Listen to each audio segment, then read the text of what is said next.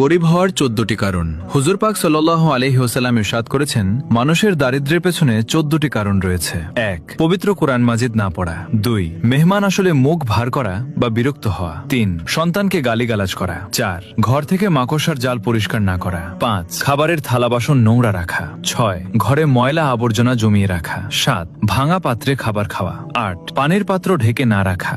9. মনে নেতিবাচক বা খারাপ চিন্তা পোষণ করা। 10. অন্ধকারে খাবার খাওয়া। 11. সাহায্য প্রার্থীকে খালি হাতে ফিরিয়ে দেওয়া। 12. কলস বা পানির পাত্রে মুখ লাগিয়ে পানি পান করা। 13. সূর্য ওঠার পর অর্থাৎ অনেক অনেক বেলা পর্যন্ত ঘুমানো। 14. বিছানায় বসে খাবার খাওয়া। এই ভিডিওটি অন্যদের সঙ্গে শেয়ার করুন।